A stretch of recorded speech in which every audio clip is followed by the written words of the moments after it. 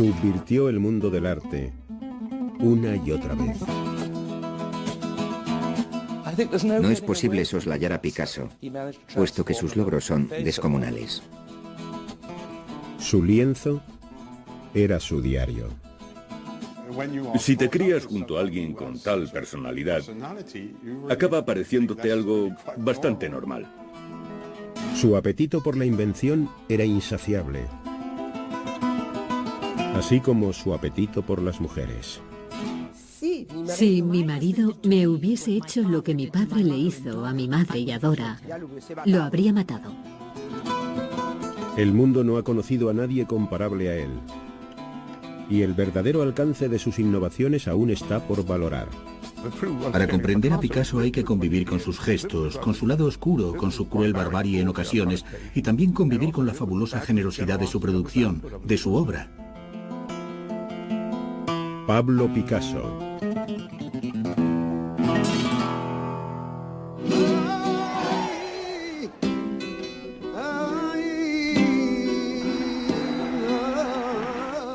Pese a que residió en Francia durante casi toda su vida, en muchos aspectos Pablo Picasso jamás estuvo ausente de España. Su arte y su alma conservaron una profunda raigambre en la cultura decimonónica de su patria.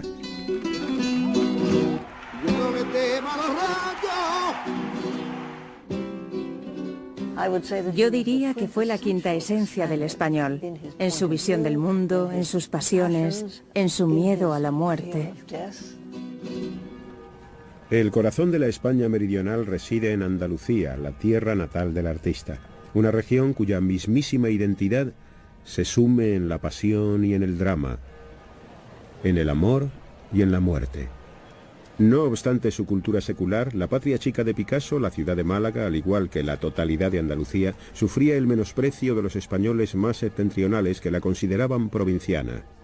No debemos olvidar nunca que Picasso es un andaluz nacido en las postrimerías del siglo XIX. El concepto de machismo es netamente andaluz, y en efecto él se consideraba un tío macho.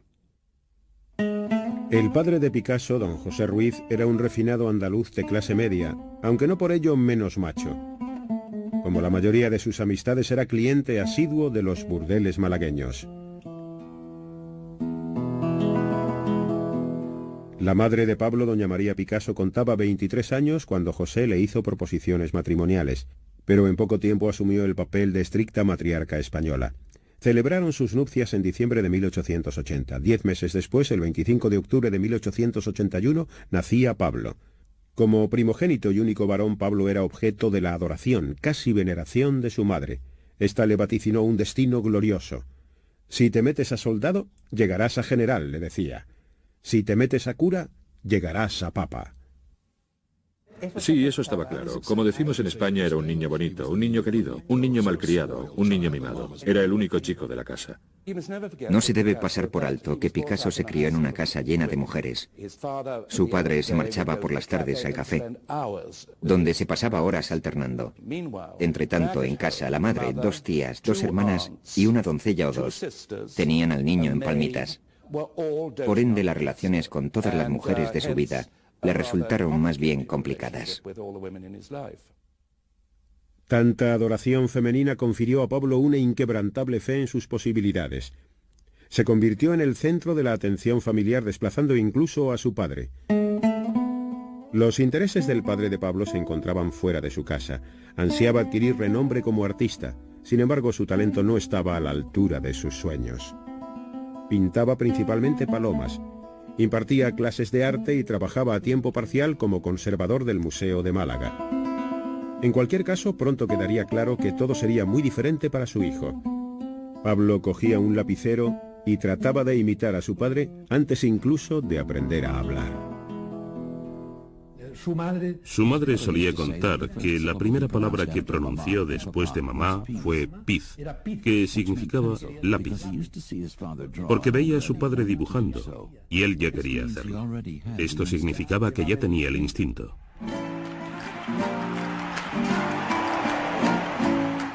Amén del dibujo, lo que más fascinaba a Pablo eran las corridas de toros. Se trataba de una pasión típicamente andaluza en su poética de la muerte.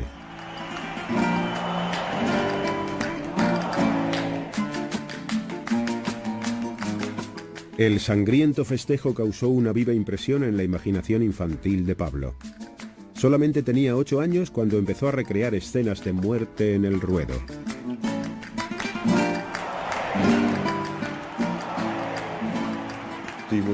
Se le inculcó desde niño el amor por la tauromaquia. Su padre solía llevarlo a las corridas. Es el hombre imponiéndose sobre la bestia. También un baile, una maravillosa danza nupcial entre el hombre y el animal que conduce irremediablemente a la muerte. Es una épica historia de amor que acaba con la muerte. Todos cuantos trataron con el artista a lo largo de su vida quedaron desconcertados por la intensidad de su mirada, legado imperecedero de su cuna andaluza. Existe una curiosa expresión andaluza que es mirada fuerte.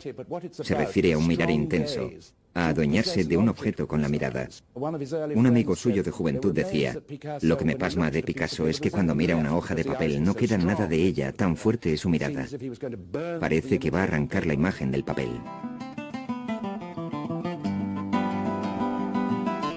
Pablo era un niño obsesionado.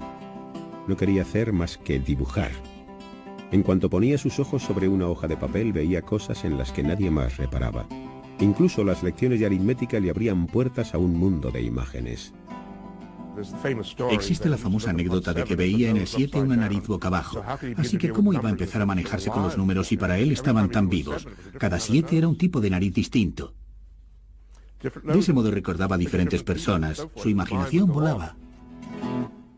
Pablo quedaría eternamente en deuda con su padre por haberle enseñado a dibujar de niño.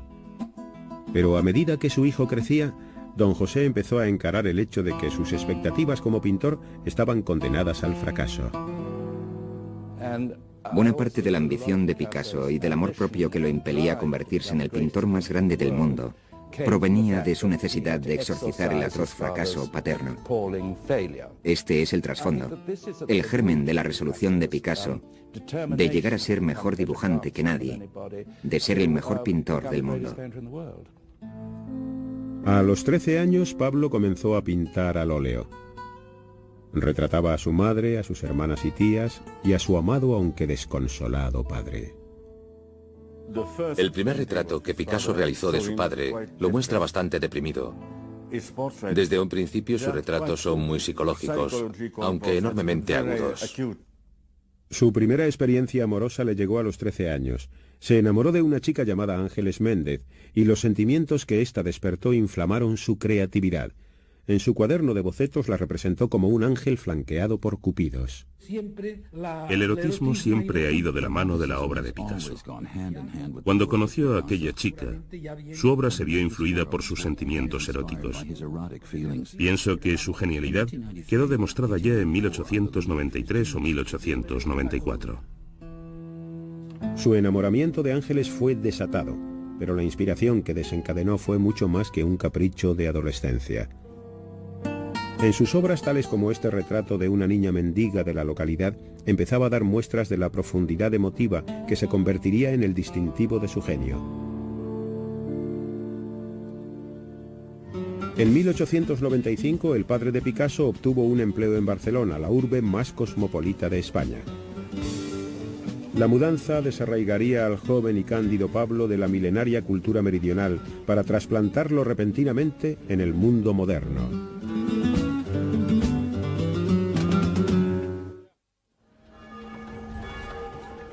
Pablo contaba 13 años en 1895, cuando su familia se trasladó a la norteña ciudad de Barcelona. La prosperidad auspiciada por el auge de su economía industrial trajo asociadas huelgas, revueltas y protestas violentas por toda la ciudad. Para el adolescente Picasso, Barcelona fue una revelación. Su inquietud de adolescente coincide con la inquietud barcelonesa. Llegó a Barcelona en un momento de gran agitación. Se estaba renovando el ámbito artístico. El clima sociológico y social de Barcelona fue un trampolín para la personalidad de Picasso. Don José empezó a impartir clases en la prestigiosa Escuela Provincial de Bellas Artes. Estaba ansioso por hacer alarde del talento de su hijo. Los dibujos que presentó Pablo en su examen de ingreso lo catapultaron directamente a los cursos superiores. A quien quiera que esté familiarizado con las escuelas de arte, le resultará evidente que las primeras obras de Picasso gozan ya de la resuelta calidad que aplicó a cualquier motivo o tema que abordase. Eso no se aprende, ni se enseña.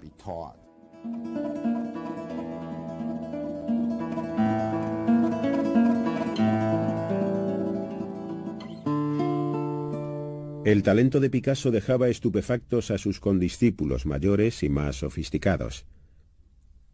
Tras las clases, estos iniciaron a Pablo en las tertulias de café donde se reunían escritores y artistas. Las conversaciones políticas en Barcelona comenzaban a derivar hacia el anarquismo. Los sácratas vindicaban la abolición de toda clase de gobierno. Inspirados por este ideario, los artistas progresistas clamaban contra el arte tradicionalista y propugnaban la demolición del statu quo. Sus audaces ideas dejaron anonadado al joven artista. Sus compañeros asimismo encauzaron su atención hacia un aspecto más tradicional, si bien menos distinguido de Barcelona: el barrio chino. Las escenas carnales causaron honda impresión en Picasso y fueron motivo de inspiración para su arte de por vida. En Barcelona tienen el barrio chino. Yo lo visité en una ocasión antes de la Segunda Guerra Mundial. Creo que no había cambiado nada en 50 años. Las mujeres se ponían allí, en el estrado, incitando con la mirada a los clientes, que fumaban como chimeneas. El humo se elevaba como la bruma matutina sobre aquellos tipos que miraban a las putas, y las remiraban y las volvían a mirar. Aún recuerdo aquel burdel. No te atrevías a llevarte a una de las chicas. Es decir, Dios mío, aquello era como un desfile de enfermedades venéreas, escalera arriba y abajo. En España hay un viejo chascarrillo que dice que los españoles pasan la mañana del domingo en misa, la tarde en los toros y la noche en el lupanar. Por ello nos sorprende que por la misma época en que recibía su adoctrinamiento sexual, también estuviese aprendiendo a pintar motivos piadosos, como por ejemplo este óleo de 1897 titulado Ciencia y Caridad. Ciencia y Caridad es una pintura ideada por el padre de Picasso. Él aspiraba a que su hijo se ganase la vida pintando grandes lienzos para colgar en los salones, que se vendían por un buen dinero. Es una obra fascinante por sus pequeños detalles.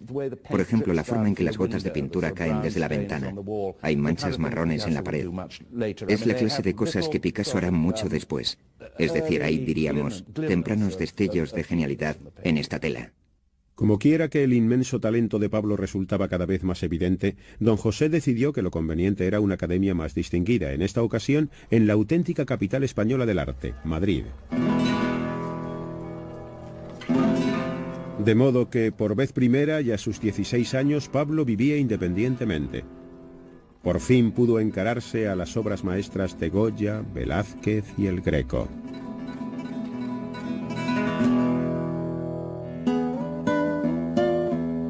Sin embargo, Madrid carecía del vigor y la modernidad barceloneses. La rígida atmósfera académica sofocaba y hastiaba a Picasso. Estaba abatido. La pintura académica había muerto para él. Pudo dominar, pudo ser un maestro de la pintura académica, pero sabía que esta era algo ajeno a su estilo de vida. Picasso fue en cierto sentido un niño inquieto, aunque también un artista maduro en pos de su concepción del arte. En una carta dirigida a un amigo barcelonés daba cuenta de un proyecto que maduraba. Nunca nadie ha hecho algo en la mitad de escandalizador de lo que será mi dibujo. Ya verás. Picasso es muy competitivo. Ya desde sus comienzos se mide con los pintores contemporáneos, así como con los maestros del pasado. Quiere conquistar el mundo, derrotar a estos grandes pintores y al mismo tiempo empaparse de ellos. Hacia 1898 Pablo no sentía más que desdén por la Academia de San Fernando y cuanto ésta representaba. Comprendió que su propio padre era una víctima irrecuperable de esta agotada tradición. Pablo decidió no seguir sus pasos y abandonó la academia. Este acto de rebeldía lo animaría a una nueva bravata. Su meta ya no era meramente superar a su padre. Picasso confió a un amigo: en arte hay que matar al padre.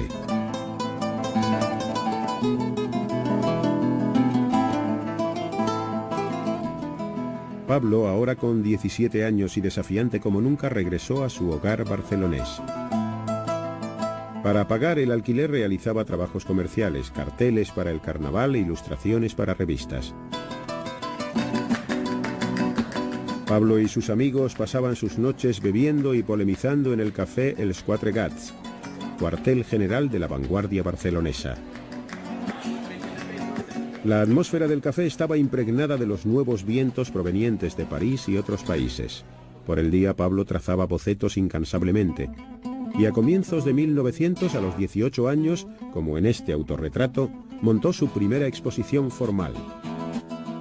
No tenía dinero para marcos, así que sus amigos le ayudaron a colgar una serie de lienzos con tachuelas.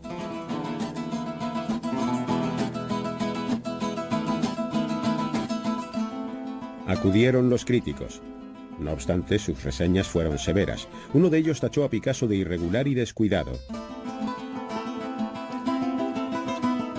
Mas pronto recibiría el aplauso de la crítica. Poco tiempo después de aquella muestra supo que una de sus telas había sido seleccionada para figurar en el pabellón español de la Exposición Universal, que se celebraría en París a finales de aquel mismo año. En octubre de 1900, poco antes de su 19º cumpleaños, Pablo y un amigo partieron hacia París. Miles de personas contemplarían su obra y, por si fuera poco, se disponía a saludar al nuevo siglo en la ciudad más moderna de Europa.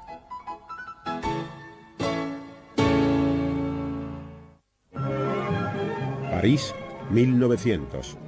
A la sombra de la estructura artificial más alta de la Tierra, gentes procedentes de todo el planeta se congregaron para asomarse al próximo siglo en la Exposición Universal. Y fue aquel octubre, poco antes de cumplir los 19, cuando Picasso contempló por vez primera la ciudad de la luz. Pablo estaba prácticamente sin un céntimo, pero su compañero Carles Casagemas disponía de dinero y contactos. Un amigo les prestó un piso rodeado de cafés, clubes nocturnos y estudios de artistas en el destartalado barrio de Montmartre. En esta pintura Picasso retrató a su grupo de amigos españoles que apenas hablaban francés arracimados en Montmartre.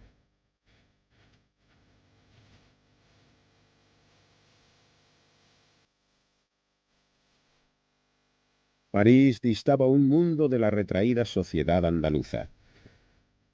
Picasso se deleitaba en la concupiscencia sin ambajes que albergaba la ciudad. Sin embargo, era consciente de la condescendencia de los parisinos para con los españoles. No solo era un español en París, y el acento español es objeto del desprecio de la gente refinada que habla el francés con cierta prestancia, sobre todo de los franceses. Y no solo era español, como decía, sino que además provenía de Málaga, y los propios españoles desprecian a los malagueños. Los miran por encima del hombro como si fuesen españoles de segunda. Picasso y Casagemas conocieron a un grupo de coquetas modelos que hablaban algo de castellano. Ambos se emparejaron con sendas chicas. Aquí Picasso se retrató junto a su novia Odette, Casagemas y la chica que le había robado el corazón, Germaine. Para celebrar el 19º cumpleaños de Picasso fueron todos a ver su pintura en la exposición. La contribución de Picasso, sobre cuya tela después pintaría otro cuadro, podía ser lo último en Barcelona, mas en París apenas destacaba. Fue una experiencia humillante, pero Picasso lo consideró un reto. Galería tras galería, todas estaban repletas de obras de los pintores franceses más punteros. Por primera vez tuvo ocasión de contemplar los luminosos tonos de los impresionistas. Monet, Renoir, Degas, todos ellos pugnando por saltar del marco. Estaba deslumbrado. También lo conmovió la intimidad y la emoción de las obras de sus predecesores.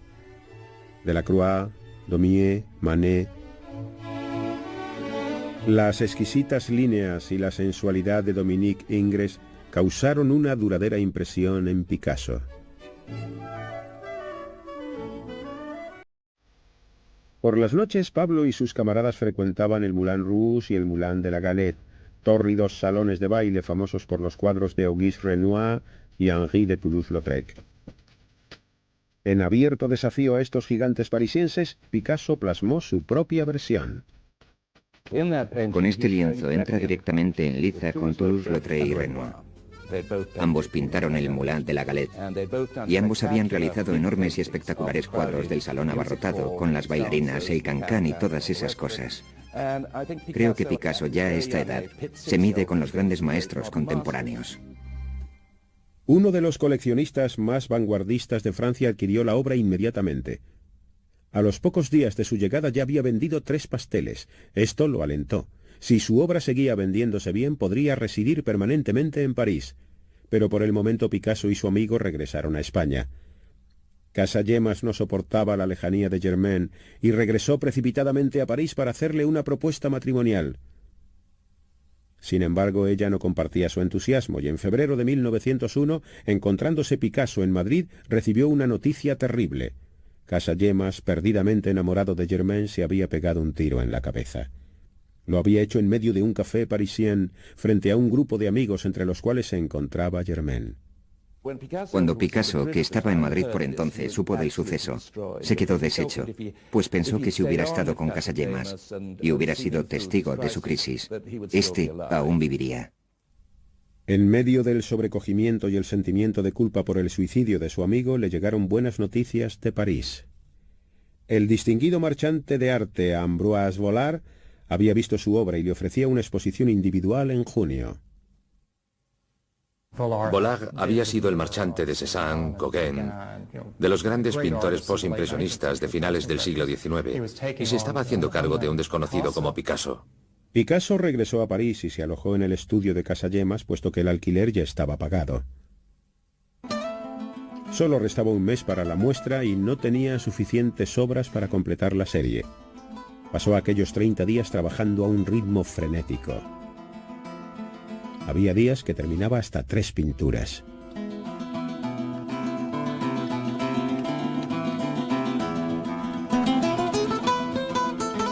Pablo se deshizo del corriente apellido paterno, Ruiz, y comenzó a firmar su obra simplemente con el materno, Picasso. Y como si quisiera autopresentarse en París, realizó un autorretrato para la exhibición titulado Yo, Picasso. El primer autorretrato, Yo Picasso, de 1901, es el retrato de su llegada a París. Como conquistador, seré el rey de París. Yo Picasso, moi Picasso. La exposición resultó un gran éxito. Un crítico incluso colocó a Picasso al frente de lo que llamó la invasión española. Otro lo definió como un brillante recién llegado. Vendió la mitad de las pinturas y alcanzó un gran renombre cuando aún no había cumplido los 20 años. Una pequeña tela de la muestra traicionaba discretamente un secreto de la vida amorosa del artista. Lo dedicó a Germaine, la mujer cuya indiferencia condujera a su amigo Casagemas al suicidio. Tan solo unas semanas después de su regreso a París, Picasso había entablado una relación con la amada de su amigo, Germaine. Ahora, viviendo en el apartamento de su camarada muerto y durmiendo con la mujer que le había destrozado el corazón, Picasso se sentía perseguido por el rostro sin vida de Casagemas, lo que le inspiró su Época Azul. Pasados unos meses, realiza 3 pinturas con el tema de la cabeza de Casagemas, con el orificio de la bala. Una de ellas muy al estilo de Van Gogh, con rayos de pintura que se proyectan desde el lienzo. Otra ya prácticamente pertenece a la primera época azul. Picasso sostenía, y yo creo que sinceramente, que la tristeza de la época azul se deriva del suicidio de Casagemas.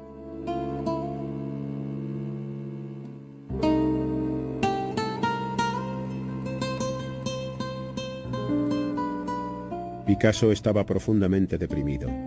De nuevo estaba en la ruina. Había gastado todos los beneficios obtenidos por las ventas en la galería de Vollard, y los coleccionistas consideraban las pinturas azules demasiado lúgubres. Su sueño de conquistar París parecía ahora una derrota.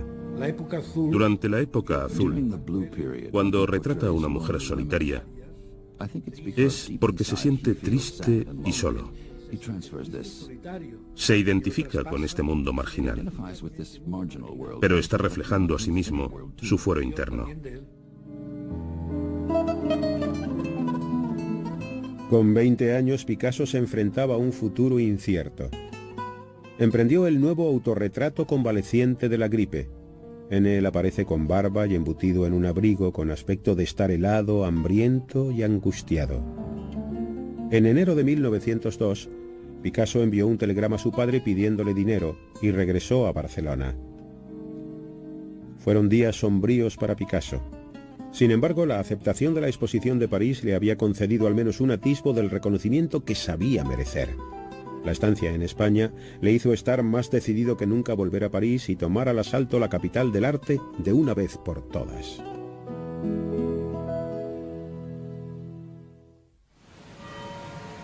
A comienzos del siglo XX, París era la capital suprema del arte mundial. En la ciudad estaba a punto de estallar una revolución artística, y las ideas vanguardistas se cocían en el bohemio distrito de Montmartre.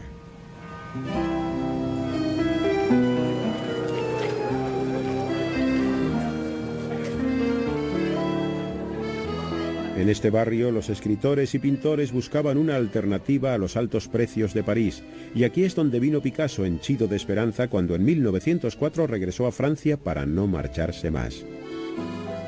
Picasso aún hablaba bastante mal el francés, lo que le valía las mofas de los parisinos, y a Picasso no le gustaba ser blanco de las burlas. Imagíneselo, ahí está con su 1,60 m, cetrino, su francés es abominable. La ira de la sociedad cae sobre él. Por un lado, él piensa que es extraordinario. Él sabe que es extraordinario, tiene la absoluta certeza. Tenía una destreza manual pasmosa. Podía dibujar cualquier cosa en cualquier momento. Y saber que está dotado de tal genialidad y al mismo tiempo sufrir el menosprecio de la sociedad, aunque fuera solo en cierta medida. Este hombre llevaba un volcán en su interior. Picasso era bajito, pero de constitución fuerte, así que su presencia física era tremendamente impactante y poseía un fortísimo magnetismo animal. Lo primero en que te fijabas, por supuesto, era en sus extraordinarios ojos, que eran de una intensidad absolutamente hipnótica. En las calles de Montmartre, Picasso se fijó en una voluptuosa beldad morena. Un día a su paso él le arrojó un gatito. Ella se rió. Su nombre era Fernand Olivier y trabajaba como modelo de artistas. Picasso la invitó a su estudio. Se hicieron amantes y en el plazo de un año ella se mudó al estudio de Pablo. Picasso estaba embelesado con la sensual Fernand, pero intensamente posesivo como era y aún poseído por el machismo español, tenía la sensación de que no era merecedora de confianza. La sociedad andaluza era de lo más anticuada en cuanto al trato a las mujeres. Picasso dijo a una vez: me gustaría que te vistieras de negro, que te cubrieras de pies a cabeza para que los hombres no pudieran poseerte con sus ojos. Para impedir que Fernand abandonase el estudio, Picasso le quitaba los zapatos, en ocasiones la dejaba encerrada. Sin embargo, Fernand soportaba la voluble personalidad de Picasso. Declaró que pese a que sus ataques de celos la asustaban, otras veces se comportaba tierna, amable y amorosamente. El encanto de Picasso compensaba con creces su mal francés y algunos intelectuales lo encontraron interesante. En octubre de 1904 conoció y trabó amistad instantáneamente con Guillaume Apollinaire, un joven y prometedor poeta vanguardista. El cosmopolita Apollinaire y el tosco Picasso compartían el amor por el circo y en cuanto podían permitírselo acudían al afamado Circo Medrano. Otras veces recorrían las calles buscando compañías ambulantes que actuaban por la voluntad. Enseguida, los mismísimos acróbatas, arlequines y tañedores de organillo que poblaban la poesía de Apollinaire hicieron su aparición en las pinturas de Pablo Picasso. Veía la vida a través del prisma del circo, el cómico ambulante, el vagabundeo por la vida como una especie de paisaje desértico. Y este símbolo del circo y del arlequín era muy propio del cambio de siglo. Picasso era español, un extranjero en París. Todos los emigrantes están un poco perdidos, un poco melancólicos.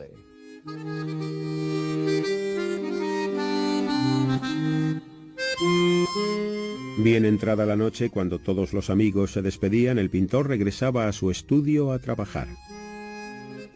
Había acometido un gran proyecto. Le costó 9 meses llevarlo a cabo, y a finales de 1905 presentó esta obra maestra, de la que se ha dado en llamar Época Rosa, por sus suaves tonos de rosa y rojo. Se llamó Familia de Saltimbanquis.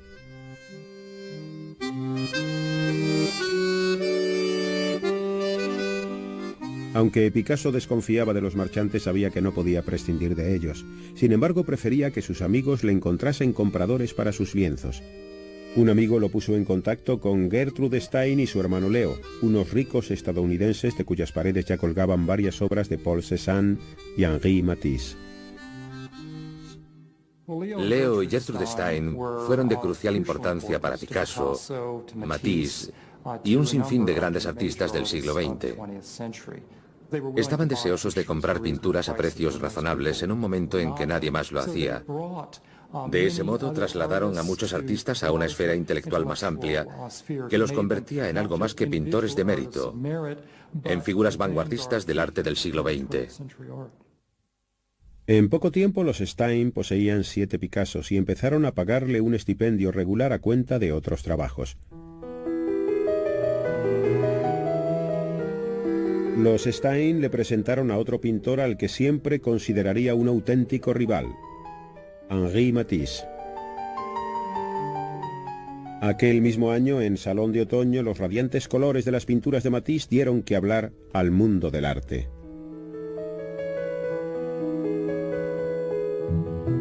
Picasso envidiaba no solo el éxito de Matisse, sino también su evidente originalidad. Matisse ya había logrado lo que Picasso pretendía, desacatar la tradición clásica.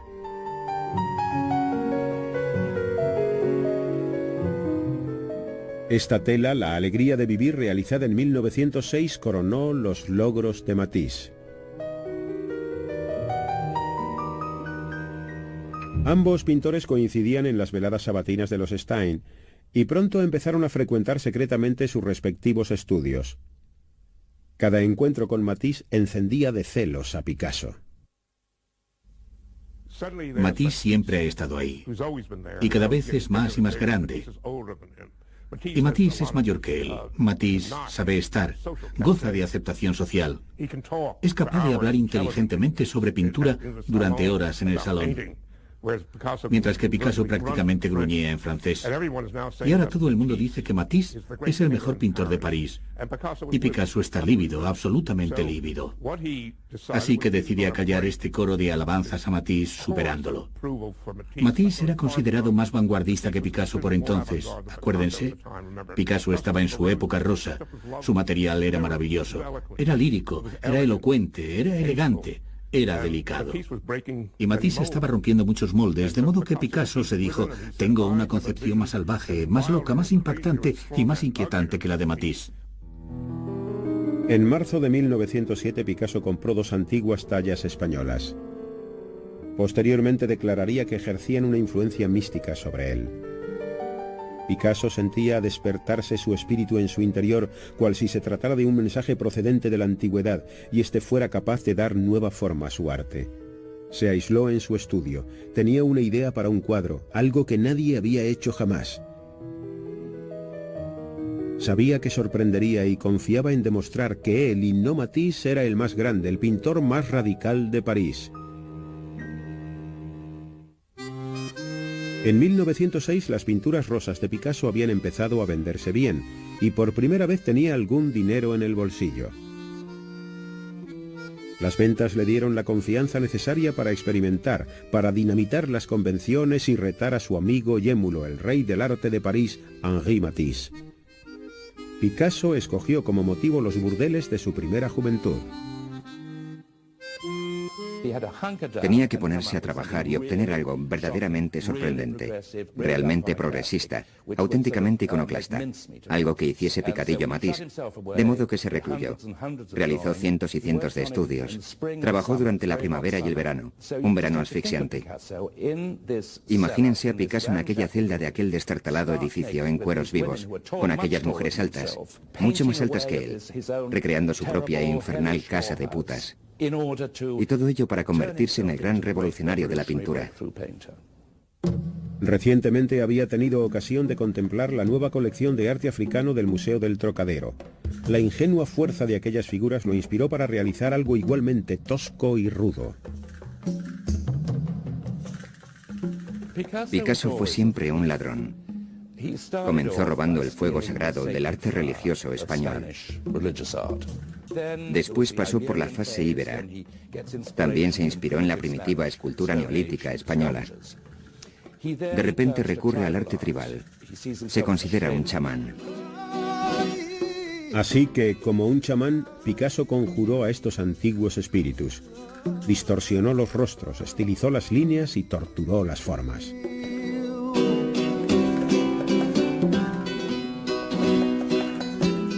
Con este lienzo, que sería conocido como Las señoritas de Aviñón, Picasso buscaba forjar un eslabón entre el arte tribal y el arte moderno. Para él, Las señoritas de Aviñón fue un modo de aplicar a su pintura lo que había aprendido de Gauguin y también de Cézanne. Pero quería realizar una pintura primitiva, que al tiempo fuese una obra que combatiese lo que él consideraba la civilización, la vida. Y por ello la concibió como una escena de prostíbulo. Picasso vertió en la obra sus experiencias personales, desde los lupanares de Barcelona hasta su inestable relación con Fernand, creando así una suerte de primitivo icono del terror que las mujeres causan a los hombres. Picasso consideraba que las mujeres se encontraban más cerca de los secretos del universo que los hombres y eran inmensamente peligrosas. Creo que las mujeres le provocaban intensas reacciones. Las adoraba y también las detestaba. Picasso bromeaba con que Fernand era una de las prostitutas de la escena burdelesca. Tras 5 años idolatrándola, había empezado a menospreciarla. Por vez primera, Picasso emplea el lienzo para expresar su desprecio por la mujer que había en su vida. Yo me aventuraría a afirmar que tenía una profunda relación con las mujeres. Por ende, si atacaba a una mujer, se ponía en contra de todas las mujeres. Picasso jamás esperó que el conservador público francés comprendiese Las señoritas de Aviñón. Estaba seguro, no obstante, de que sus amistades, los pintores y poetas de vanguardia, lo apreciarían. Sin embargo, uno tras otro acudieron para guardar un horrorizado silencio ante el lienzo.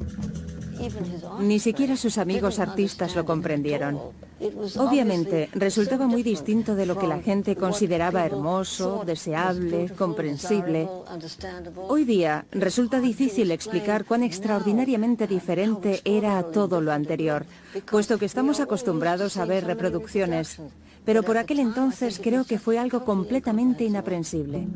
Su colega André Derain vaticinó que su humillación sería tan desmesurada que lo conduciría al suicidio, que el cadáver de Picasso sería hallado colgando tras el cuadro.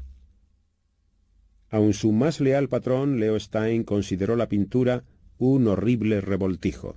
Picasso se vio marginado por sus camaradas. Él quiso romper moldes, es cierto, pero no quiso provocar el escándalo. Picasso había creado la obra más innovadora desde el Renacimiento italiano. Sin embargo, y por el momento, dejó la obra en dique seco. Tendrían que pasar 10 años hasta que volviera a sacar el lienzo a la luz. Mas no todos echaron en saco roto el decisivo avance de Picasso.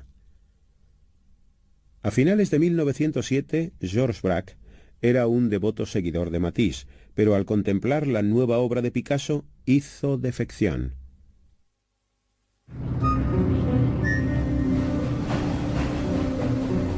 Picasso y Braque descubrieron que compartían un concepto. Ambos eran conscientes de que el mundo había cambiado más en la última década que en los últimos siglos. La vida de la nueva era estaba mecanizada, industrializada, psicoanalizada. El cine reemplazaba al teatro y la fotografía amenazaba con condenar a gran parte de la pintura a la obsolescencia. Picasso y Braque estaban haciendo trizas las antiguas reglas de la pintura, fragmentando literalmente la imagen tradicional. Comenzaron con los paisajes. Este es de Braque. Este otro de Picasso.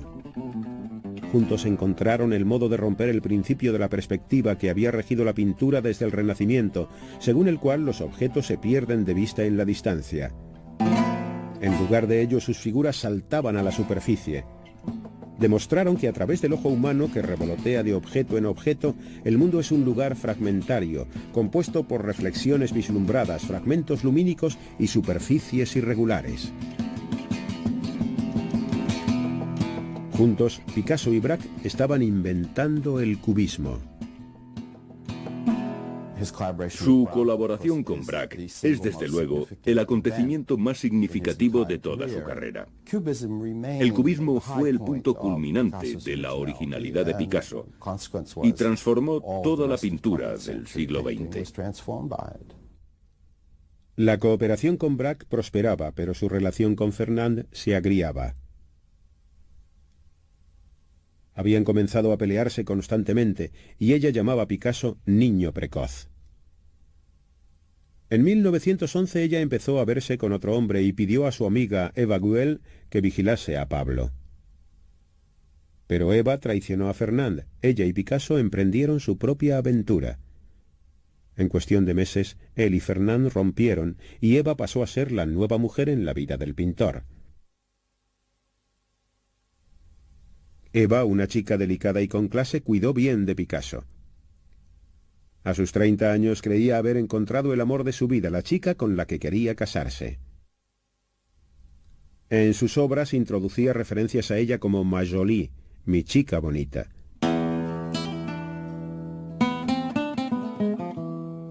Eva inspiró un aluvión de pinturas cubistas. En esta, la representó como una guitarra.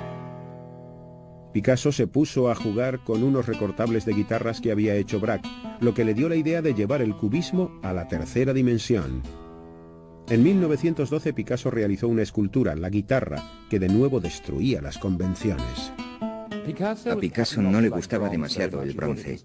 Lo consideraba demasiado rico, aburrido y burgués. Así que prefería hacer esculturas a base de chatarra. Es decir, para mí es el mejor escultor del siglo XX, puesto que revolucionó la concepción que la gente tenía de la escultura.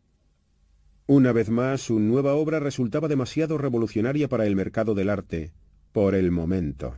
Sin embargo, sus pinturas azules ya habían cautivado a los coleccionistas y los precios de sus cuadros de la época rosa habían empezado a dispararse.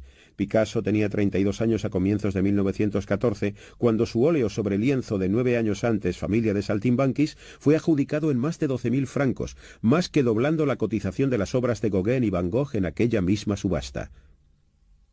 Picasso advirtió que este elevado remate era muy beneficioso para alcanzar un mayor reconocimiento. Creo que de todos los artistas del siglo XX, Picasso fue probablemente el más hábil dando salida comercial a su obra. Picasso comprendió mejor que nadie que si su trabajo se vendía bien, a tan altos precios y a gente tan destacada, no solamente redundaba en beneficio de sus finanzas, sino también en pro del conocimiento de su obra, lo que haría que la gente lo tomase más en serio. Pero Picasso no llegó a compartir el éxito con su padre, puesto que en mayo de 1913 recibió la noticia de que se estaba muriendo. Regresó a España para sostener con él su última conversación. Detestaba lo que su hijo estaba haciendo. Consideraba que Picasso lo había decepcionado enormemente. Lo había imaginado convertido en un gran pintor académico y ganando dinero a montones, realizando pinturas religiosas y cuadros para los salones. Y él va más allá y se hace cubista. A Picasso le causó gran aflicción la muerte de su padre, consciente de que pese a todo lo que su padre le había dado, acabaron imposibilitados para entenderse mutuamente. José vivió toda su vida respetando la tradición y escapaba a su comprensión que su hijo no solo rompiese las reglas, sino que inventase otras nuevas. Pablo Picasso llegaría a convertirse en el nombre más famoso del arte del siglo XX.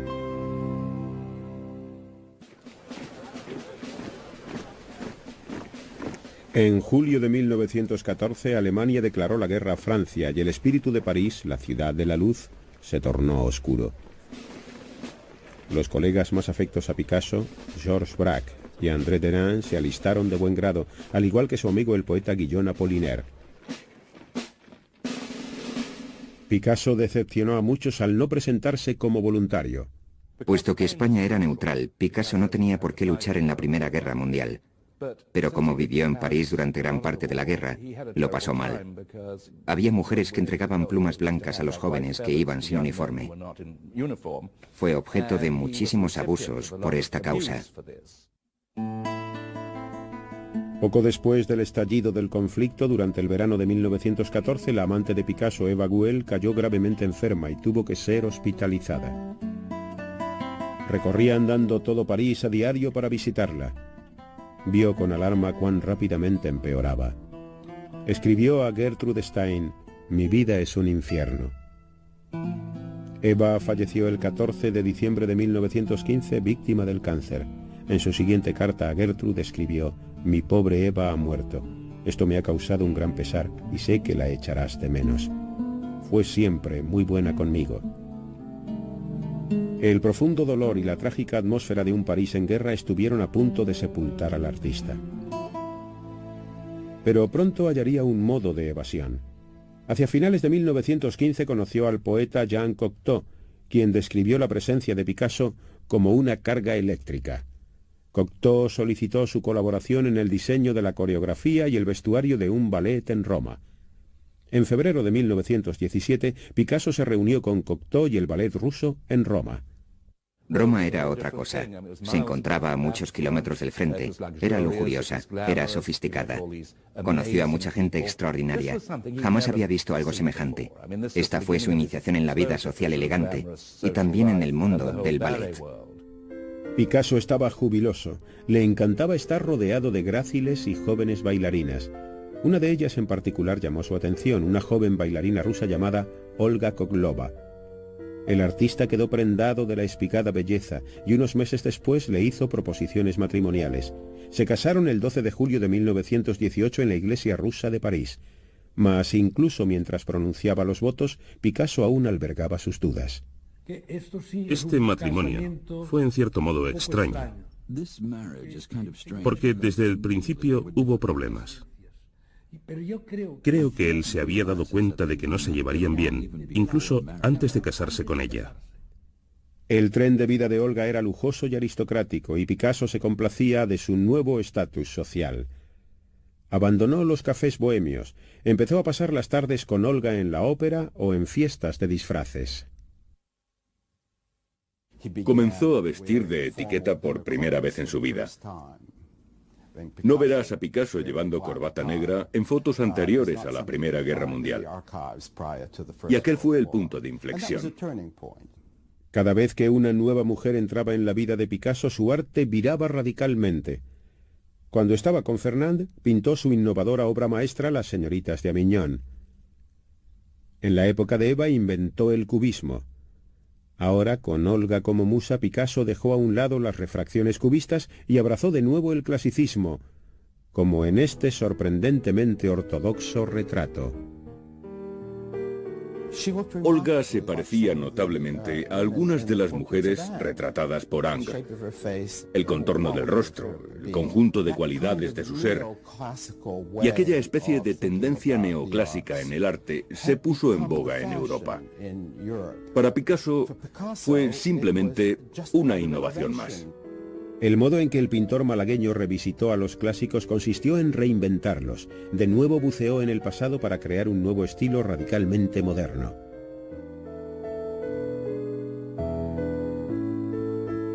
El 4 de febrero de 1921, Olga dio a luz un niño, Paulo. Picasso conmemoró orgullosamente el nacimiento de su primogénito con esta pintura llamada Madre e Hijo. Sin embargo, para el siempre inquieto Picasso, la vida hogareña y el boato de clase alta de Olga empezaron a perder su encanto. Durante un tiempo lo sobrellevó. Después ya no pudo soportarlo más. Acabó absolutamente harto de las aspiraciones de Olga. Por entonces fue cuando declaró: "No soy un caballero". Picasso y Olga pasaron el verano del 23 en el centro turístico de moda, el Cabo de Antibes, en la Riviera Francesa. Allí, alternando con los socialistas, conoció a un grupo de intelectuales conocidos como los surrealistas, cuya influencia provocaría un avance radical en el arte picassiano. Los surrealistas en cierto modo le enseñaron que podía meter en su obra cualquier elemento que le apeteciese. Una pintura no debía necesariamente tener algún tipo de significado clásico ni lógico. La imagen podía ser lo que él quisiese. El surrealismo dio alas a la imaginación de Picasso en su vertiente más escandalosa. Nuevamente navegaba por aguas absolutamente incógnitas. Sus tempestuosas emociones, provocadas por el deterioro de sus relaciones con Olga, condicionaron el talante violento y tortuoso de sus nuevas creaciones, preñadas de imágenes de ira y de agonía. Cuando todo empezó a ir mal, ella se transformó súbitamente en un monstruo, la persona más horrible, en la mujer más terrible que puedas imaginar. Picasso anhelaba evadirse de su matrimonio. En 1927, en la entrada de unos grandes almacenes parisienses, se fijó en una chica rubia, sensual y atlética. Se acercó a ella, le tomó el brazo y dijo: «Soy Picasso. Tú y yo haremos grandes cosas juntos». Marie-Thérèse Walter tenía 17 años. En menos de una semana, Picasso la convenció para que engañase a su madre y pasara las tardes con él. Era una nueva vida dentro de su propia vida. Pero lo mantuvo en absoluto secreto, puesto que ella era, ¿cómo se dice?, menor de edad. Evidentemente, Picasso no quería que Olga se enterase. Sin embargo, el problema mayor era que si se descubría que corrompía a una menor, podía perder el visado que le permitía residir en Francia. Pero no pudo resistirse a la tentación de introducir subrepticiamente sus iniciales MT entrelazadas con las propias en sus pinturas. En aquellos tiempos, las chicas de 17 años no salían de noche. Ella era una chiquilla, tenía 17 años por aquel entonces. Constantemente me contaba cosas sobre mi padre, que le regalaba muñecas, por ejemplo. Él le regalaba muñequitas. A ella le encantaba comer dulces. Y por supuesto mi padre estaba completamente cautivado, ya que después de todo, lo que en realidad tenía era una niña mujer.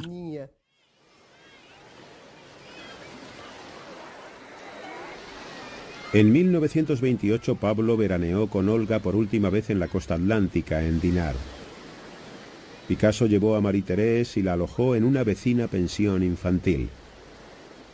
Los retratos de Marie-Thérèse eran las obras más abiertamente eróticas que había pintado hasta la fecha.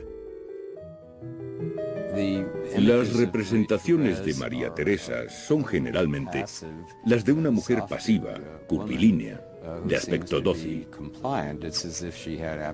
Parece carecer de voluntad y de mente. Los miembros están manipulados de forma que en ocasiones los senos parecen testículos y los rostros órganos genitales. Practica una reconstrucción del cuerpo enormemente fantástica a base de dobles y triples imágenes. Realizó un sinnúmero de estudios de la plácida y voluptuosa Marie-Thérèse durmiendo, entre ellos esta tela titulada El sueño. No sé si habrá reparado en que la cabeza está rodeada por algo parecido a, ¿cómo se dice?, un órgano masculino. Está circundada por un órgano masculino. Se pueden ver los pechos de mi madre. Mi padre siempre estaba hablando de los senos de mi madre. Decía, eran exactamente como pequeñas manzanas. No te imaginas qué pechos tenía tu madre. Eran como manzanas, maravillosos. Picasso recurrió a la lujuria que lo embargaba y creó una visión de sí mismo encarnando al Minotauro de la mitología griega, mitad hombre, mitad bestia, tremebundo, violando y devorando a una chiquilla inocente. Picasso mantuvo la aventura oculta durante 8 años, pero en 1935 se desvaneció el secreto cuando Olga descubrió que Marie-Thérèse estaba embarazada de Pablo. Enfurecida, se mudó a un hotel llevándose consigo a Paulo. Estaba desolada. Sin embargo, Picasso llenó sus redes en las aguas revueltas. En esta época crearía sus más desgarradoras obras de arte.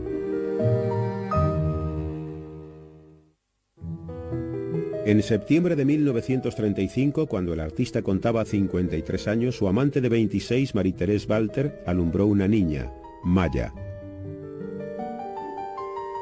Picasso estaba encantado con su hijita y la retrató adorablemente en actitud de jugar. Mas ni tan siquiera esta idílica vida con su amante y su hija pudieron refrenar al mujeriego Picasso. Antes de que su hija cumpliese 1 año, Picasso conoció a la fotógrafa surrealista Dora Maar. Picasso se sintió atraído por Dora En primer lugar, porque era hermosa. Tenía la clase de físico que él encontraba atractivo en las mujeres. Y hablaba castellano. Podían hablar en castellano y era tremendamente inteligente. Creo que todos estos aspectos de su personalidad y su temperamento le resultaron muy atrayentes.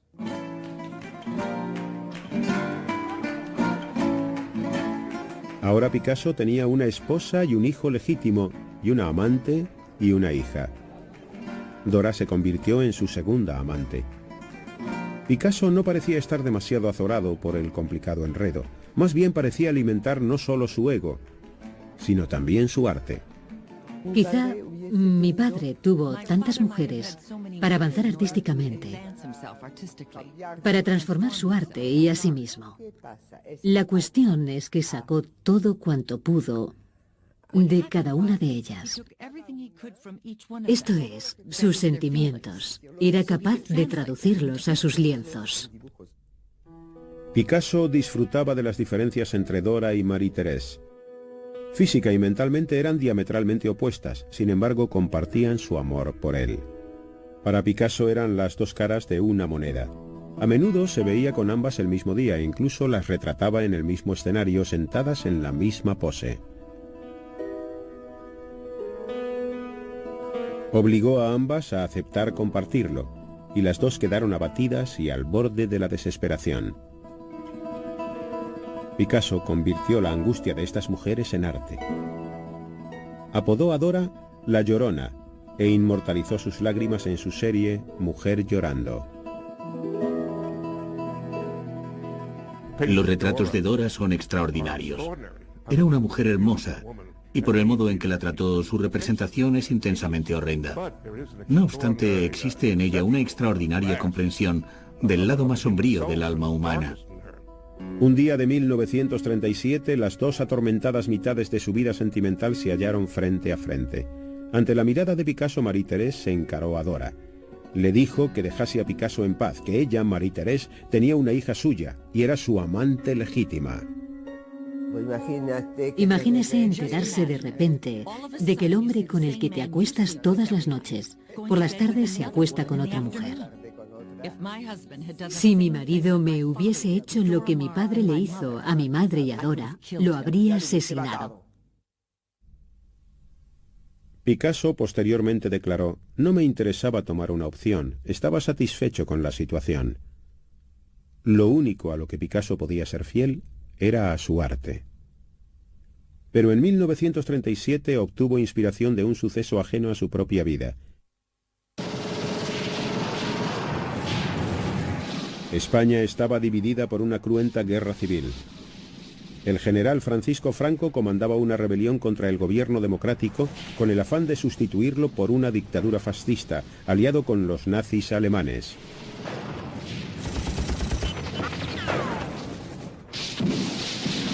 El 26 de abril de 1937 la aviación nazi bombardeó la ciudad de Guernica en apoyo a Franco.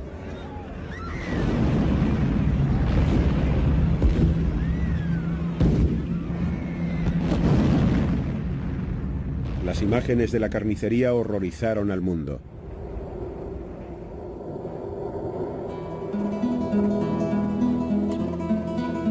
Picasso quedó consternado. Había recibido el encargo de realizar un gran mural para la Exposición Universal de 1937. En lugar de ello, plasmó en un lienzo su indignación.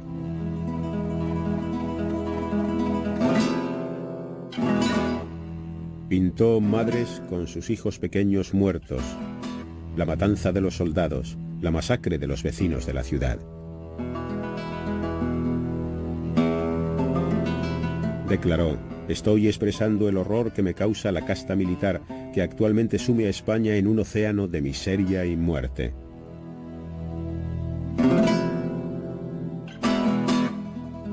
Su óleo, titulado simplemente Guernica, llegaría a ser la más famosa obra de arte del siglo XX y convertiría a Picasso en un héroe de la lucha antifascista internacional.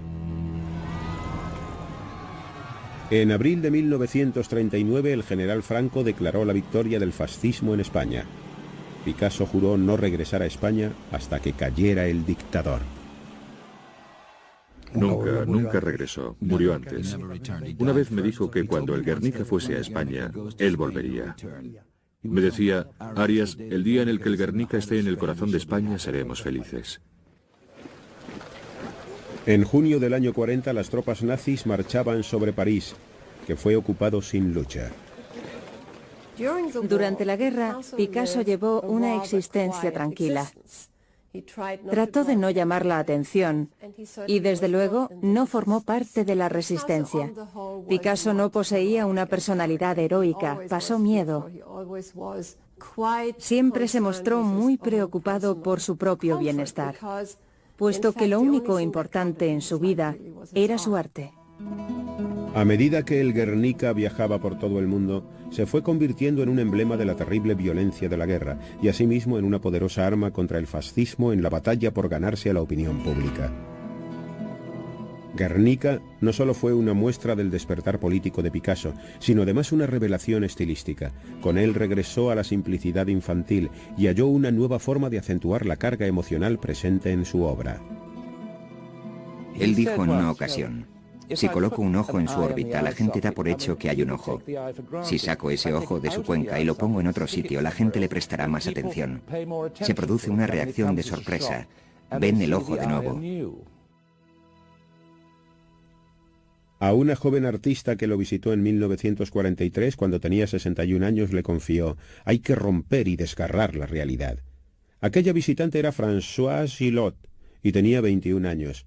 Picasso la invitó a volver y ella empezó a pasarse por su casa con frecuencia. Un día le pidió que se desvistiera para comprobar si su cuerpo se correspondía con su imagen mental.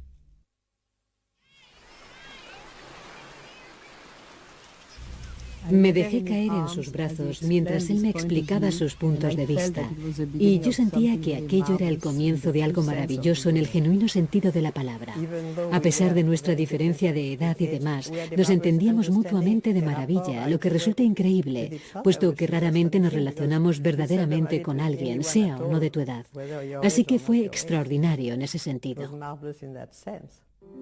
Picasso y Françoise se hicieron amantes. Como de costumbre, no le bastaba con una sola mujer. En 1945, 2 años después, pondría fin a su relación con Dora. Una vez que Picasso dejó claro que su relación había terminado, como así era de hecho, ella sufrió una crisis nerviosa y se quedó deshecha, por lo que pasó un tiempo en un sanatorio. Dora nunca llegó a recuperarse totalmente. Más tarde diría: me utilizó hasta que no quedó nada de mí, nada más que los cientos de retratos míos que había pintado.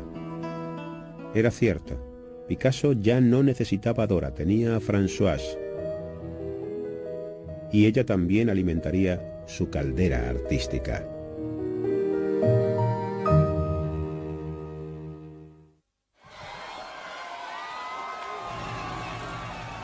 El 25 de agosto de 1944 los aliados liberaron París tras los crueles años de ocupación alemana.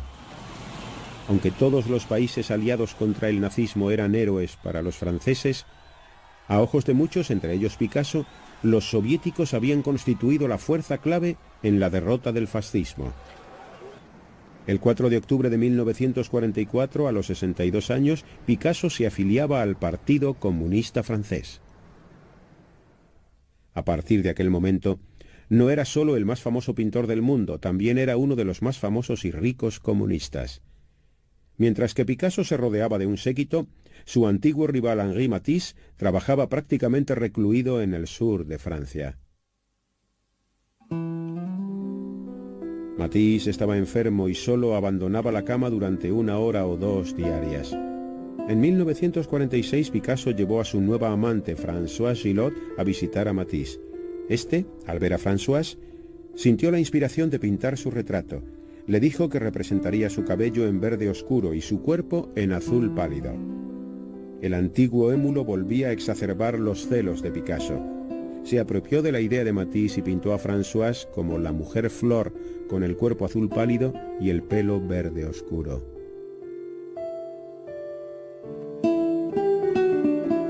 Otra vez, una nueva mujer en su vida transforma completamente su arte. En esta ocasión su obra se torna alegre y luminosa como nunca. François era un espíritu libre y irrefrenable, y en ese sentido era muy diferente de sus amantes anteriores.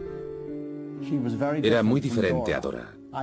No creo que Picasso le diese demasiado miedo. Pienso que a Dora sí. Dora, como la mayoría de la gente, se sentía intimidada por él.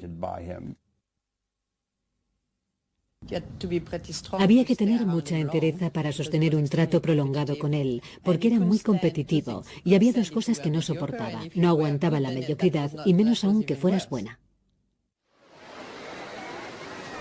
Picasso la persuadió de que lo que realmente necesitaba era tener un hijo con él, puesto que eso le haría ser menos intelectual. Estaría, le dijo, más en contacto con la naturaleza. El 15 de mayo de 1947 nació su hijo Claude. Picasso descubrió con agrado que su hijo compartía su fuerte personalidad. Además, el padre ya no era el único que disfrutaba, provocando celos. Fuimos a visitar a Matisse y yo volví muy impresionado. Le dije, ya sabéis cómo era mi padre y también mi madre. Le dije, Matisse es un gran pintor. Y mi padre me respondió, ¿y yo qué? No es lo mismo, no es lo mismo. Vete a jugar con tus cosas. Pero es un gran pintor. Y mi padre se subía por las paredes. A Picasso le encantaba la energía que sus hijos habían aportado a su vida. Sin embargo, a medida que crecieron, se hizo más crítico e intolerante, especialmente con su primogénito Paulo. Recuerdo que en una ocasión, en Vallauris, Paulo estaba sentado a la mesa después de comer. También había más gente. Y Picasso señaló a Paulo y dijo, ¿no es terrible para un hombre como yo tener un hijo como ese? Algo terrible. En 1947 Picasso descubrió la cerámica tradicional de Vallauris, población situada sobre las colinas que dominan Antibes. Instantáneamente concibió innumerables ideas que deseaba experimentar con la cerámica. Vallauris contaba además con otra atracción. Era la plaza fuerte del Partido Comunista francés. En 1948 él y François compraron una casa allí. Picasso se sentía en Vallauris como pez en el agua y sus convecinos lo adoraban. Nos lo pasábamos muy bien. Picasso solía decirme, Arias, un día sin risa es un día perdido. El estudio de Picasso era un hervidero de visitantes. Acaparaba la atención por el día y por la noche la empleaba en su trabajo. Al anochecer te dabas cuenta de que aunque te lo habías pasado muy bien, aunque todo había sido muy tranquilo, sufrías un agotamiento nervioso. ¿A qué se debía? A que él extraía la energía de todo el mundo. Era en cierto modo como un vampiro. Picasso era por entonces una superestrella internacional, una celebridad tal que no tenía parangón con ningún otro pintor de la historia.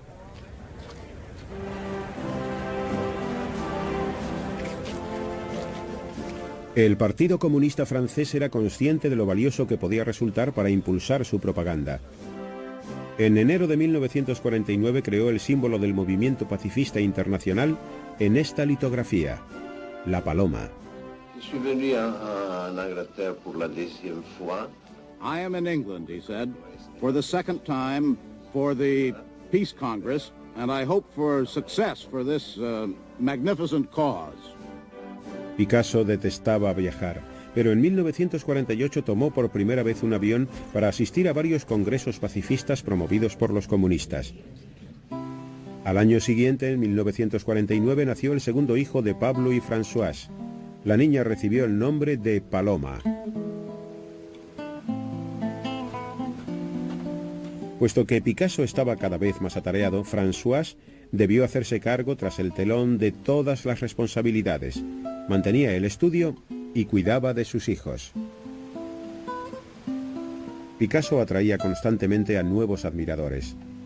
Pero si intimaban con él, indefectiblemente acababan conociendo a su otro yo. Y así le sucedió a François. Podía ser la persona más encantadora del mundo, o cómo habría podido cautivar a tantísima gente. Así que su trato era arrebatador. Cuando te tenía completamente a su merced, empezaba a comportarse de un modo desagradable de vez en cuando, no tan desagradable como cruel. El carácter de Picasso, próximo a los 70 años, no daba muestras de endulzarse con la edad. Antes bien, al contrario. En el verano de 1951, 2 años después de nacer Paloma, emprendió una breve aventura con una joven llamada Geneviève Laporte, de tan solo 23 años. Françoise supo de su nuevo lío y comunicó a Picasso que lo abandonaba. Una gran parte del ser del pintor estaba enraizada en la España decimonónica donde tenía su cuna, por lo que deseaba conservar a ambas mujeres según su costumbre, pero Françoise se negó en redondo. Él no creía que pudiera abandonarlo, porque decía, nadie deja a un hombre como yo. Le dije, espera y verás. Por supuesto, cuando me marché se puso completamente furioso y estuvo en guerra declarada conmigo mientras vivió. En septiembre de 1953, Françoise cogió a sus hijos y se marchó para no volver. Era la primera vez que una mujer dejaba a Picasso. Estaba aturdido y no soportaba haber sido abandonado, con el fantasma de Françoise rondando por la casa. De un modo característico trató de borrarla de su entorno con este lienzo de 1953. Creo que psicológicamente es muy interesante, pues muestra a mi madre cerniéndose sobre Paloma y yo. Y yo estoy escribiendo o dibujando algo en una hoja en blanco, que es el futuro. Y la madre está encima de sus hijos, como si se preocupara por el porvenir. Data más o menos de cuando mi madre lo dejó. Nos fuimos todos, y posiblemente se preguntaba qué le deparaba el futuro. Al final de su vida, Picasso estaba muy aislado, puesto que él mismo se lo había buscado, por así decir. Tenía una faceta autodestructiva. Porque en ocasiones era destructivo, es decir, que destruía a los demás, pero acabó destruyéndose a sí mismo.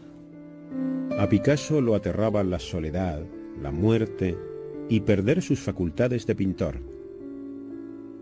Pero abandonarse a uno solo de estos terrores era más de lo que su colosal ego podía permitirse.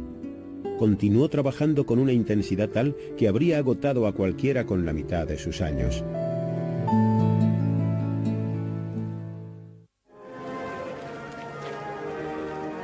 En 1953 murió el presidente soviético Joseph Stalin, finalizando con él 3 décadas de gobierno totalitario. El Partido Comunista Francés publicó un dibujo de Stalin trazado por Picasso en la esquela de su periódico. Este dibujo avivó la controversia dentro y fuera del partido. Los leales a Stalin lamentaban que el retrato no glorificase suficientemente a su héroe. Los no comunistas encontraban contradictorio que el autor de Guernica permaneciera indiferente ante el terror y la brutalidad del régimen stalinista. Ciertamente, no era completamente ignorante de los sucesos que se desarrollaban al otro lado del telón de acero.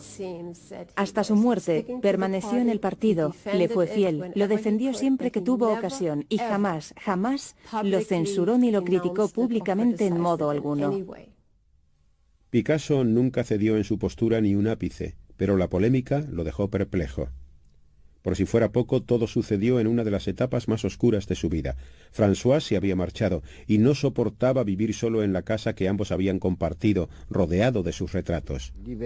El invierno de 1953 a 1954 fue muy duro para Picasso. Estaba solo en Valory. Podrías decir que debería haberse ido a un hotel. No, vivió solo. Fueron tiempos muy difíciles. En poco tiempo, una nueva mujer apareció para llenar el hueco dejado por Françoise. Jacqueline Roch tenía 27 años y se dedicaba a la alfarería en Vallauris. Picasso se quedó admirado por su extraordinario parecido con una pintura del maestro romántico Eugène Delacroix, Las mujeres de Argel. Realizó 15 pinturas de su reciente amante al estilo de las odaliscas de Delacroix. Jacqueline se mudó a casa de Picasso y le ofreció una devoción rayana en la esclavitud que al mismo tiempo le concedía un control casi absoluto sobre la vida del pintor. Lo que Jacqueline podía ofrecer a mi padre era algo muy diferente a lo que le habían dado Françoise, Dora Maar, mi madre, Olga. Era muy sumisa. Siempre lo llamaba Monseñor, Monseñor. Imagíneselo.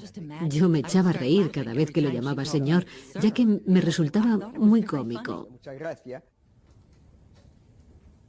Jacqueline era una paradoja. Era muy sumisa, muy obediente y muy retraída. Al principio, pero, Dios mío, cambió y se hizo realmente con el mando. La adoración que Jacqueline le profesaba lo dejaba libre para trabajar. Y vaya si trabajaba, a un ritmo pasmoso. De nuevo tenía una fuente de juventud para alimentar su arte y también para soslayar la aterradora certeza de sus muchos años. Si Picasso no hubiese continuado creando, se habría sentido viejo. Crear significaba sentirse vivo. Era su forma de luchar contra la senectud, crear más y más. Trabajaba intensamente, como si luchase contra la muerte. Eso era obvio. El 3 de noviembre de 1954, su más respetado rival y amigo, Henri Matisse, fallecía. Las nuevas estremecieron a Picasso, un espeluznante recuerdo de su propia mortalidad. No quería oír hablar de la muerte. Una vez dijo que todas las mañanas repasaba la lista de amigos que aún quedaban con vida y temía que si se olvidaba de alguno, éste muriese. Y mientras luchaba por mantener a raya a la senectud y a la muerte, Picasso entablaba un diálogo con uno de sus grandes maestros españoles, convirtiendo a un Velázquez en un Picasso. Una de las pocas veces que fui testigo del lado oscuro de Picasso fue mientras trabajaba en las variaciones sobre las Meninas de Velázquez. Estaba contendiendo de veras con el más grande de los pintores españoles. Podíamos oír sus pasos enérgicos, cómo arrastraba los caballetes, las cosas que caían al suelo, gruñidos, y Jacqueline dijo, ¿sabéis? Va a seguir así hasta que tenga acabada esta serie. Picasso seguía produciendo arte a un ritmo asombroso, pero la gente empezaba a cuestionarse si esta nueva obra estaba a la altura de su pasado. Si comparas las mujeres de Argel de Picasso con las de Delacroix, las primeras son sencillamente ridículas. Es decir, es como la caricatura de una gran obra maestra. Y puesto que aún ejercía un control casi absoluto sobre sus dotes artísticas, se puede decir que tienen cierto espíritu. Sin embargo, en contraste con sus mejores trabajos y con las grandes obras en las que se estaba inspirando, son patéticas. La dejadez es intencionada. En cierto modo quería encubrir su maestría y realizar una obra expresiva, como expresivo es el dibujo de un niño. En esta época la capital artística mundial se había desplazado. Ya no era París. Los artistas de la Escuela de Nueva York, Mark Rothko, Willem de Kooning y Jackson Pollock estaban conmocionando al viejo continente. Sin embargo, la influencia picasiana sobre los artistas neoyorquinos era irremediable. Recuerdo que la primera exposición de Pollock en Londres tuvo lugar en los años 50, a finales de los 50. Lo que nos entusiasmó fue que parecía ser el primer arte contemporáneo no picasiano en 40 o 50 años. Y resultó que no era así. El mundo había cambiado en torno a Picasso en muchos aspectos.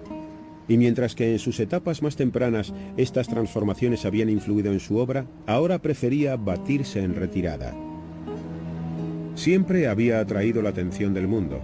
Sin embargo, ahora, con la vigilante Jacqueline, Picasso inició una introspección, un autoexamen de su arte, de su pasado, y empezó a encarar lo inevitable en soledad.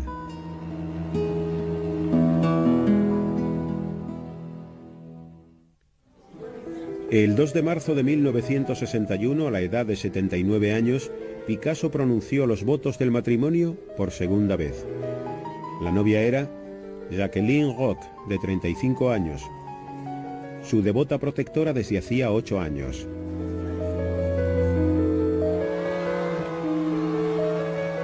El pintor era una leyenda viva, pero incluso con 80 años le aterraba dormirse en los laureles. Continuó innovando. Inventó una técnica completamente nueva para realizar estas esculturas con planchas metálicas y otro método asimismo original en el ámbito de la litografía. Jacqueline mantenía a Picasso enclaustrado. Con el tiempo, renegó incluso de sus propios hijos. Prácticamente de la noche a la mañana. No había explicación posible, así que hasta la fecha no sabemos exactamente qué ocurrió. Hay que tener en cuenta que ya era un hombre de edad muy avanzada. En parte podía deberse a que Jacqueline lo protegía de toda la familia, de todos los amigos anteriores a ella. Así, de ese modo, podía controlar mejor la situación. Pero al mismo tiempo, miraba por mi padre. Así él podía pintar cuanto quisiera, con tranquilidad. En poco tiempo, cuando los amigos lo llamaban, también eran rechazados. Jacqueline vetó a muchos de los amigos de Picasso. Todos mis amigos sufrieron las consecuencias. Es decir, cerró la puerta a un montón de cosas, a un montón de gente. Entonces, en 1963, su antigua amante Françoise Gillot, la madre de sus hijos Claude y Paloma, publicó sus memorias. Vivir con Picasso. Se sintió traicionado y trató de evitar su publicación. No obstante, el libro llegó a ser un éxito de ventas. Tras la publicación de las memorias, la salud del pintor comenzó a declinar. De repente, en 1965, a sus 84 años, padecía úlceras, problemas de vesícula y de próstata. Ingresó en secreto en un hospital de París para someterse a una extirpación de próstata. Pese al riesgo de morir en el quirófano, se negó a otorgar su testamento.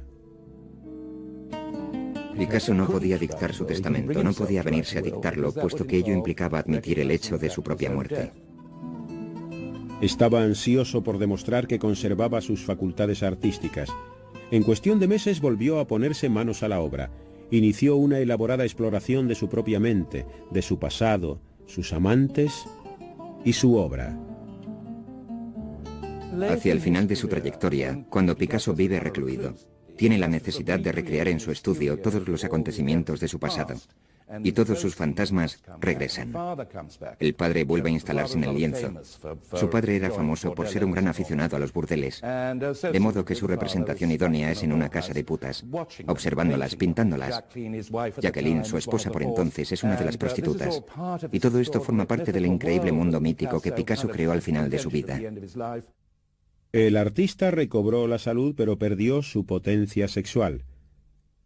Para un hombre cuyo arte y cuya mismísima identidad se fundamentaban en su apetito sexual, esta pérdida suponía una catástrofe. Sus nuevos trabajos reflejaban quizá más que nunca su obsesión por el sexo. Comparaba lo que le estaba sucediendo a su vida sexual de anciano con lo que sintió cuando se vio obligado a dejar de fumar. Decía que el apetito permanece aún después de perder la facultad. Opino que era consciente de que lo mismo le ocurría con su arte. El apetito y la ambición perduraban, pero sus aptitudes creativas estaban mermadas. En 1972, a punto de cumplir los 91, el artista cometió un autorretrato. Había pintado autorretratos de todas las fases de su vida. El chico ingenuo, el petulante veinteañero, el casado deprimido. Pero aquella primavera de 1972 se enfrentó al motivo que más lo aterraba: su propia muerte. Me llevó a uno de sus estudios, una sala pequeña. En medio de la estancia había un sillón. Sobre el sillón había un gran dibujo, colocado cual si fuera una persona. Estaba situado solo en el sillón. Y cuando miraba el dibujo, veía su muerte. Estaba claro, yo lo veía claramente. Entonces ambos permanecimos en silencio. Y me dijo, creo que tengo algo aquí. Aquel otoño, Picasso fue hospitalizado a causa de una congestión pulmonar. No quiso que nadie lo supiera. Jacqueline lo atendía nerviosamente en todas sus necesidades, recalcando a todo el mundo que no pasaba nada. Permaneció postrado en cama durante todo el invierno. El 5 de abril de 1973, Jacqueline llamó a su cardiólogo. Cada respiración era una lucha. El 8 de abril, Picasso murió, con Jacqueline, como siempre, a su lado.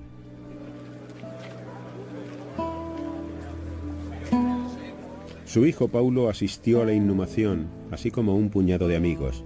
Sin embargo, el resto de la familia no fue admitido. El día del funeral estaba nevando.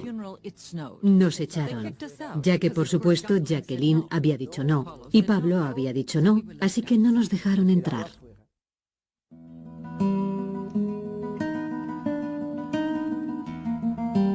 La muerte del pintor desencadenó una serie de trágicas repercusiones en el seno de su familia. El día del funeral, Pablito, el hijo de Paulo, se encontraba entre quienes fueron expulsados. 2 días después, Pablito ingirió una botella de lejía. Sobrevivió al suicidio frustrado, pero su sistema digestivo quedó destrozado y falleció 3 meses después. 2 años más tarde, el padre de Pablito, Paulo, el único hijo legítimo de Picasso, murió a la edad de 55 años a causa de complicaciones derivadas del abuso alcohólico. En 1977, la amante de Picasso, Marie-Thérèse, se quitó la vida, mas no sería la última. La muerte de Picasso fue dolorosa para todos sus seres queridos. Sin embargo, su viuda Jacqueline jamás logró recobrarse de la muerte del hombre que había sido su maestro. Se quedó absolutamente deshecha por la muerte de Picasso. Engullía pastillas, bebía una barbaridad. Se encontraba en un estado de colapso nervioso. Fue muy doloroso y difícil. Cada vez que pasaba por el salón, donde había una gran fotografía de Picasso, ella decía: «Buenos días, monseñor. Te adoro, monseñor». El 15 de octubre de 1986, Jacqueline Picasso se suicidó. Tenía 60 años. La personalidad de Picasso era un tiempo seductora y repulsiva, así como lo era, a decir de muchos, su arte. Se entabla una dialéctica entre lo horrendo y lo hermoso en la obra y en la vida de Pablo Picasso. Los vínculos entre su existencia y su arte seguirán siendo materia de especulaciones para las generaciones venideras. Si quieres examinar el carácter de Picasso, se revela como un hombre bastante corriente, con un montón de vetas malignas. Si observas su obra, es uno de los 2 o 3 artistas más grandes que en el mundo han sido. Me quedo con eso. Dadme al gran artista y yo lidiaré con todo lo demás.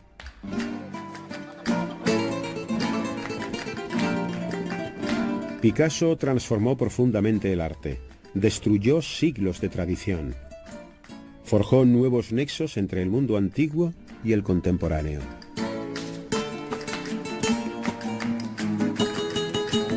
Nos legó un colosal corpus artístico que plasma todas las desgarradoras contradicciones de la vida moderna. El arte del siglo XX será siempre recordado por los nuevos y radicales caminos que Pablo Picasso nos enseñó a ver. Creo que a muchos les encantaría que Picasso desapareciese, puesto que aún domina la escena, pero no creo que llegue a desaparecer jamás porque sus logros son descomunales. Aún hoy, mucha gente no comprende los senderos que abrió, las posibilidades.